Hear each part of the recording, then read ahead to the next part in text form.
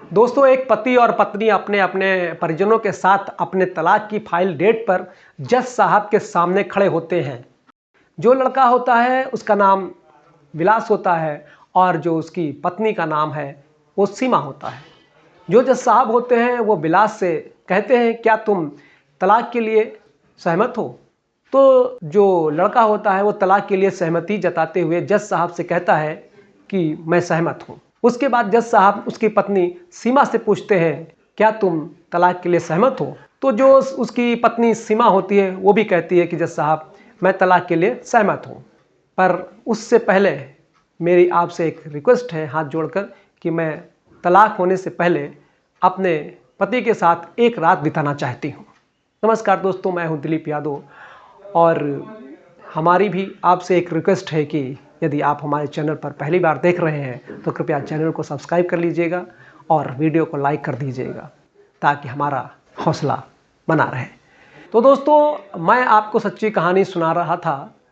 जब लड़की ने ये कहा जज साहब से कि मुझे एक रात अपने पति के साथ गुजारनी है, तो दोस्तों उसकी ये बात सुनकर जज साहब को गुस्सा आ जाता है। वो कहने लगते हैं कि 4 साल से तुम्हारे तलाक का केस जो है वो कोर्ट में चल रहा है। पिछले दफ़ा मैंने 6 महीने की तारीख तुम्हें इसलिए दी थी ताकि तुम कुछ सोच समझकर अच्छी तरह से एक डिसीजन पर पहुंच सको, उसके बाद तुम्हारा तलाक फिक्स हो जाए। और साथ ही साथ मैंने तुम्हें कहा था अगर तुम किसी डिसीजन पर नहीं पहुंचे तो फिर मैं अपनी तरफ से फैसला सुनाऊंगा जो तुम्हें मानना पड़ेगा। लेकिन दोस्तों, जो जज साहब होते हैं वो भी एक इंसान थे। वो सोचने लगते हैं क्या पता इस एक रात के कारण इन दोनों की ज़िंदगी दोबारा मिल जाए। वो ये सोचते हुए लड़की को एक रात अपने पति के साथ बिताने की सहमति दे देते हैं और साथ ही साथ कहते हैं कि कल सुबह 10 बजे तुम्हें फिर कोर्ट में हाजिर होना होगा और उसके बाद तुम्हारा हमारा अंतिम फैसला होगा। ये बात सुनते ही जो लड़की के परिजन होते हैं वो अपनी बेटी को जज साहब के सामने ही भला बुरा कहने लगते हैं। उनकी ये बात सुनते ही जो जज होते हैं वो उनसे कहते हैं कि आज से पहले जो तुम्हारी लड़की भी तुम्हारे साथ थी, तुम उसे समझा सकते थे। ये जो बात है, ये जो मैटर है कोर्ट तक नहीं आता। अब जो फैसला है वो तुम्हारी लड़की के हाथ में है। उसे अपनी लाइफ जीने का पूरा अधिकार है। वो एक रात के लिए अपने पति के साथ रुक सकती है। तुम्हारा बोलने का कोई अधिकार नहीं है। जज की ये बात सुनकर जो उसके परिजन होते हैं वो भी चुप हो जाते हैं। उसके बाद जो लड़की होती है वो कोर्ट से बाहर आ जाती है। जो उसका पति विलास होता है, दोनों वो भी कोर्ट से बाहर आ जाते हैं। उसके बाद जो उसकी पत्नी सीमा होती है वो विलास से कहने लगती है, चाहे तुम्हारा मन मेरे साथ एक रात बिताने का हो या ना हो, ये जज साहब का ऑर्डर है, एक रात तुम्हें मेरे साथ बितानी ही पड़ेगी। दोस्तों, जो विलास होता है वो उसे मना नहीं करता है, वो कह देता है ठीक है। लड़की कहती है कि ना ही तो मैं तुम्हें अपने घर पर बुलाऊंगी और ना ही मैं तुम्हारे घर चलूंगी। ये जो आज की रात है हम एक होटल में बिताएंगे। मैं तुम्हें कॉल करके बता दूंगी कि तुम्हें किस टाइम पर किस होटल में आना है और साथ ही साथ तुम्हें रूम नंबर भी दे दूंगी। दोस्तों, जो सीमा होती है वो होटल का कमरा बुक कर लेती है और जो विलास होता है उसको शाम को 7 बजे होटल में पहुंचने के लिए कह देती है। तो जो विलास होता है एग्जैक्ट 7 बजे होटल में पहुंच जाता है। जो रूम उसने बताया था उस रूम में चला जाता है, मगर उस रूम में सीमा नहीं होती है। वो उसका इंतज़ार करने लगता है। करीब 15 मिनट के बाद जो सीमा होती है वो एक नई नवेली दुल्हन की तरह सज धज कर लाल साड़ी में होटल के कमरे में प्रवेश करती है। उसको देखने के बाद जो उसका पति होता है विलास, उसके चेहरे पर कोई प्रभाव नहीं पड़ता है, मानो वो निर्जीव सा हो जाता है। उसकी पत्नी होती है सीमा, जो वो उसके पास आकर बैठ जाती है, उससे कहती है कि क्या तुम ठीक हो? उसका पति उससे कोई जवाब नहीं देता है। तो उसके थोड़ा सा और नज़दीक जाती है। जब भी कोई जवाब नहीं देता है तो वो बिल्कुल उससे सट कर बैठ जाती है। अपना एक हाथ उसके कंधर पर डालते हुए रोमांटिक अंदाज में उसके कान में कहती है कि आज की जो रात है ये तुम्हारे नाम है। तुम्हारी जो इच्छा हो वो तुम कर सकते हो। आज मैं मना नहीं करूँगी। लेकिन दोस्तों जो विलास होता है मानो उसके कानों में ये बात पहुंची ही ना हो। ये बिल्कुल निर्जीव सा बेजान सा बैठा रहता है। लेकिन उसकी जो पत्नी होती है वो अलग ही मूड में होती है, उससे बात करना चाहती थी, वो बहुत ज़्यादा रोमांटिक मूड में हो जाती है, उससे अपनी बाहों में भरने की कोशिश करती है, तो वो छिटक कर उसे दूर कर देता है और कहता है कि क्या इस बात के लिए तुमने जज साहब से कोर्ट में मेरे साथ एक रात बिताने का टाइम मांगा था? अगर ये बात है तो मैं यहाँ पर नहीं रहना चाहता। मेरी कोई भी इच्छा नहीं है तुम्हारे साथ संबंध बनाने की। उसकी ये बात सुन करके तो सीमा होती है वो बिल्कुल भी गुस्सा नहीं करती है, बिल्कुल शांत रहती है। शायद वो इस रात के लिए कुछ अलग ही सोच कर आई थी। वो हंसते हुए उसे कहती है, मेरे राजा कोई बात नहीं, लेकिन अभी भी मैं तुम्हारी पत्नी हूँ, मेरा अभी तक तुम पर पूरा अधिकार है। मैं जो चाहूँ वो कर सकती हूँ, तुम मुझे मना नहीं कर सकते। दोस्तों जो विलास होता है वो लड़का है जो है उसे गुस्सा आ जाता है। वो कहने लगता है कि आखिरकार तुम्हारी मंशा क्या है, जो मेन बात है वो बताओ ताकि मैं भी यहाँ से निकल सकूँ। जो लड़की होती है वो कहती है कि इन 4 सालों के दौरान क्या तुम्हारी बिल्कुल भी इच्छा नहीं हुई कि मैं अपनी पत्नी से मिलूं? क्या तुम्हारी इच्छा मर चुकी है? वो उसे कुछ ऐसी बात बोल देती है जो विलास को चुभ जाती है। उसके बाद वो उसे कहने लगता है, शायद तुम भूल गई हो, इन्हीं बातों को लेकर हमारा तलाक हो रहा है। जब भी कभी भी मैं तुमसे संबंध बनाना चाहता हूँ, तुम मुझे सिर्फ एक ही बात का ताना देती कि जब भी तुम्हें संबंध बनाना होता है तो मुझसे प्यारी प्यारी बातें करते हो, उसके बाद तुम सिर्फ ऑफिस में अपना ध्यान रखते हो। इसके अलावा तुम कभी भी मुझसे बैठकर प्यार भरी बातें नहीं करते हो। वो कहने लगता है, क्या प्यार भरी बातें करना ही प्यार होता है? इसके अलावा क्या मैं तुम्हारा किसी भी बात का तुम्हारा ख्याल नहीं रखता? छोटी छोटी बातों को लेकर मैं तुम्हारे प्रति सीरियस नहीं रहता था? वो कहने लगता है कि खैर इन बातों को छोड़ो, मैं आज की बात कर रही हूँ। दोस्तों वो कहती है कि शायद इस दुनिया में कोई एक आधी मर्द होगा, वो भी तुम्हारे जैसा, जिसके सामने इतनी खूबसूरत नौजवान दुल्हन जैसी लड़की बैठी हो और वो उसे टच भी ना करे। लेकिन दोस्तों वो साफ शब्दों में कह देता है, मैं तुम्हारे साथ कोई संबंध बनाना नहीं चाहता। तुम्हें याद नहीं? क्या तुम भूल चुकी हो? तुमने मुझे क्या क्या कहा था? तुमने तो ये तक कह दिया डाला था कि मर्द को औरत से सिर्फ एक ही चीज़ का चाहिए होती है, और जब वो चीज़ मर्द को मिल जाती है उसके बाद वो औरत की जात भी नहीं पूछता। तो फिर आज तुम खुद ही मेरे पास चलकर क्यों आई हो? मेरे साथ संबंध क्यों बनाना चाहती हो? आखिरकार बात क्या है? तुम खुलकर क्यों नहीं बताती? दोस्तों वो कहने लगती है कि मेरी कोई भी मंशा नहीं है कि तुमसे संबंध बनाऊं, ना ही मैं तुमसे यहाँ पर संबंध बनाने के लिए आई हूँ। मैं तो सिर्फ एक सवाल का जवाब जानना चाहती हूँ। जब मैं 6 महीने बाद तुमसे कोर्ट में मिली तो मैंने देखा कि तुम बहुत ज़्यादा कमज़ोर हो चुके हो। तुम्हारी आँखों और चेहरे को देखकर मुझे कोर्ट में ऐसा लगा कि तुम्हें अपने जीवन से प्यार ही नहीं है। तुम चीज़ों का मोह छोड़ चुके हो। आखिरकार ऐसी क्या बात है? तुम तो बहुत ज़्यादा हंसमुख हुआ करते थे, शरीर से हट्टे कट्टे थे। आखिरकार इन 6 महीने में ऐसा क्या हुआ? किसी भी बात में, किसी भी बहस में तुम मुझे जीतने नहीं देते थे, लेकिन अब ऐसा क्या हुआ कि तुम बोलना ही नहीं चाहते हो? सिर्फ इस बात का जवाब मैं जानना चाहती हूँ। अगर तुमने नहीं बताया तो शायद मैं तुम्हें तलाक नहीं दूंगी।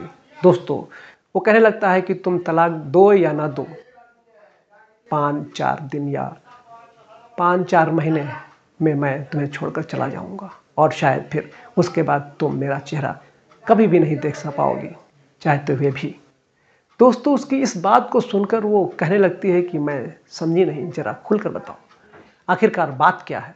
अगर तुम शादी से लेकर अब तक तुम्हारे दिल में मेरे लिए ज़रा भी जगह है, ज़रा भी तुम अगर मुझे चाहते हो, तुमने मुझे कभी प्यार किया है, तो तुम्हें मुझे बताना पड़ेगा क्या बात है। दोस्तों उसकी ये बात सुन करके वो जो विलास होता है वो टूट जाता है, उसकी आंखों में आंसू आ जाते हैं और कहने लगता है। अब जो विलास होता है वो रोते हुए कहता है, जब हम पिछली तारीख पर कोर्ट में मिले थे उसके 2-3 दिन बाद ही मेरे पेट में अचानक से दर्द हुआ।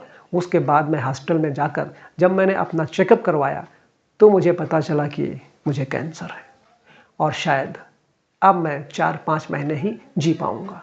अगर मेरी बीवी होती, बच्चे होते तो शायद मेरे पास एक मकसद होता, मैं अपनी ज़िंदगी से प्यार करता, लेकिन अब मेरे पास ऐसा कुछ भी नहीं है जिससे कि मैं प्यार कर सकूं। तो शायद जीवन का जीना ही बेकार है। मैंने अपनी लाइफ से सारी आशाएं छोड़ दी हैं। उसकी कैंसर की बात सुनते ही जो उसकी पत्नी होती है सीमा, दोस्तों वो बहुत ज़्यादा भावुक हो जाती है। उसकी आंखों में आंसू आने लगते हैं। वो सोचने लगती है कि जिस पति की लंबी उम्र के लिए मैं हफ्ते में 3 बार उपवास रखा करती थी और जिन उपवास को लेकर मेरे पति और मेरे बीच झगड़ा हुआ करता था, आखिरकार वो पति आज अकेला पड़ गया है। वो अपनी मौत से अकेले जूझ रहा है, वो अपनी मौत से अकेले लड़ रहा है। आखिरकार मैं ऐसा कैसे कर सकती हूँ। दोस्तों, जो विलास की पत्नी है सीमा, वो बहुत ज़्यादा इमोशनल हो जाती है। इमोशनल होने के बाद वो अपने पति के गले लग जाती है, लेकिन उसका पति कोई प्रतिक्रिया नहीं करता। उसने तो सोच रखा था कि इस जीवन में अब मुझे नहीं जीना है। अब जो उसका पति होता है उससे कहने लगता है कि अब तुम्हें पता चल ही गया है जो तुम जानना चाहती थी कि मैं कमज़ोर क्यों हूँ, मैंने जीवन से प्यार करना ख़त्म क्यों कर दिया, तो अब मैं जा सकता हूँ। वो कहती है तुम अभी नहीं जा सकते, सुबह के 6 बजे तक तुम्हें मेरे पास रहना पड़ेगा। ये जज साहब का ऑर्डर है। उसके बाद अगली सुबह हमें 10 बजे जज साहब के सामने पेश होकर अपने बयान भी देने हैं ताकि हमारा तलाक हो जा सके और उसके बाद शायद मैं ज़िंदगी में तुम्हें कभी नहीं मिल पाऊँगी। एक बार फिर तुम्हारे पास मौका है, तुम जो चाहो मेरे साथ कर सकते हो, मैं मना नहीं करूँगी। मगर दोस्तों, जो विलास होता है उसका मूड बिल्कुल ख़राब होता है, बहुत ज़्यादा उदास होता है, कमज़ोर भी होता है। वो कह देता है मेरा बिल्कुल भी कुछ मूड नहीं है, मैं तुम्हारे साथ कुछ भी नहीं करना चाहता। दोस्तों, अब वो दोनों बेड पर एक दूसरे से दूरी बनाकर लेट जाते हैं। दोनों अतीत की बातें करने लगते हैं, जो भी उसकी लाइफ में घटित हुआ था, जो प्यार के लम्हे थे, जिन बातों को लेकर उसकी छोटी छोटी लड़ाइयाँ हुआ करती थी, जिन बातों को लेकर उनके बीच तलाक हो रहा था, वे सभी बातें वो करने लगते हैं। और बात करते करते ही फिर उन दोनों के बीच बहुत तेज़ झगड़ा हो जाता है। झगड़ा होने के बाद दोस्तों वो एक दूसरे से रूठ जाते हैं और जो सीमा होती है वो उसे पीठ फेर कर सो जाती है और जो विलास होता है वो भी पीठ फेर कर लेट जाता है। मगर दोस्तों, ऐसे माहौल में आप भी जानते हो कि नींद किसे आएगी। दोनों अपनी आंखें बंद कर लेते हैं और सोच में पड़ जाते हैं। करीब सुबह के 6 बजते हैं। जो सीमा होती है वो उठकर उससे कहती है कि अब चलने का टाइम हो गया है, आज के बाद मैं तुम्हें कभी दोबारा नहीं मिल पाऊंगी, हमारा तलाक हो जाएगा। अभी भी तुम्हारे पास टाइम है, मैं अभी भी 1 घंटे तुम्हें दे सकती हूँ, अगर तुम कुछ कहना चाहो अपनी तरफ से। दोस्तों, वो मना कर देता है। वो कहता है कि मुझे कुछ नहीं कहना है। वो कहते हैं कि हम 10 बजे कोर्ट में मिलेंगे, इसके बाद हम दोनों की ज़िंदगी का फैसला हो जाएगा, हम दोनों के जो रास्ते हैं वो अलग अलग हो जाएंगे। मैंने जो तुमसे पूछा था, जो भी बातें करनी थी, मेरे दिल में सवाल थे, वो सब मैंने तुमसे पूछ चुकी हूँ। दोस्तों, वो दोनों अपने अपने घर चले जाते हैं और 10 बजे के करीब वो दोनों अपने अपने परिजनों के साथ कोर्ट में जज के सामने खड़े हो जाते हैं। जो जज साहब होते हैं वो भी एक नई एनर्जी के साथ सुबह सुबह कोर्ट में आते हैं, ये सोचते हुए कि शायद आज उस कपल का मिलन हो जाएगा। एक रात एक दूसरे के साथ बिताने के बाद शायद वो एक दूसरे के हो जाएंगे और ये जो तलाक है आज कैंसिल हो जाएगा। इस बात की आशा करते हुए वो जो जज साहब होते हैं वो विलास से पूछते हैं, क्या तुम अब भी तलाक लेना चाहते हो? तो जो विलास होता है दोस्तों, वो जज साहब को कहता है कि हाँ जज साहब, मैं तलाक लेना चाहता हूँ। उसकी ये बात सुनते ही जज साहब हैरान में पड़ जाते हैं। अब ये बात सुनने के बाद वो उस लड़की सीमा से भी आशा छोड़ चुके थे कि शायद वो भी यही बात बोलेगी कि मुझे भी तलाक लेना है। वो उससे पूछते हैं कि क्या तुम भी तलाक लेना चाहती हो? तो जो सीमा होती है वो कहती है कि जज साहब, मैं तलाक नहीं लेना चाहती, मैं अपने पति के साथ रहना चाहती हूँ, चाहे ये मुझे अपने साथ रखें या ना रखें, मैं ज़बरदस्ती इनके घर में रह लूँगी, मगर मुझे इनके साथ रहना है। मैं दुख की घड़ी में इनका साथ नहीं छोड़ सकती, इन्हें अकेला नहीं छोड़ना चाहती। जब मैं इनके घर में नई दुल्हन बनकर आई थी तो मैं हफ्ते में 3-4 बार उपवास रखा करती थी ताकि मेरे पति की उम्र लंबी हो और इन्हें कोई भी रोग न लगे और इनका स्वास्थ्य बिल्कुल सही रहे। मगर आज इनको कुछ ऐसी दिक्कत है, अगर उस दिक्कत में मैं इनके साथ नहीं रहूँगी तो शायद ऐसे ही दुख में चले जाएंगे और उसका पश्चाताप मैं ज़िंदगी भर नहीं भूल पाऊँगी। जज साहब कहने लगते हैं कि ऐसा क्या दुख है, ऐसी क्या बीमारी है इनको जिसके कारण तुम इतनी बदल गई हो। वो कहने लगते हैं कि इन 2 दिनों के दौरान जो मैंने देखा है शायद मेरी पूरी ज़िंदगी में अनुभव नहीं किया, इसी कारण मैं अपना फैसला बदल चुकी हूँ। वो कहती है कि मेरे पति को पेट का कैंसर है, इस दुख की कड़ी घड़ी में मैं उनके साथ रहना चाहती हूँ, उसके बाद चाहे मेरे साथ कुछ भी हो। ये बात सुनते ही जो लड़की के माता पिता होते हैं वो नाराज़ हो जाते हैं। वो कहने लगते हैं कि जब तुम्हें पता है कि इनको कैंसर है, थोड़े दिन के ही ये मेहमान हैं और उसके बाद भगवान को प्यारे हो जाएंगे, तो उसके बाद भी तुम इनके साथ रहना चाहती हो। अपने जीवन को बर्बाद मत करो, हम तुम्हारी कहीं और शादी कर देंगे। मगर दोस्तों, वो अपने माता पिता को स्पष्ट मना कर देती है और कहती है कि मैं इन्हीं के साथ रहना चाहती हूँ।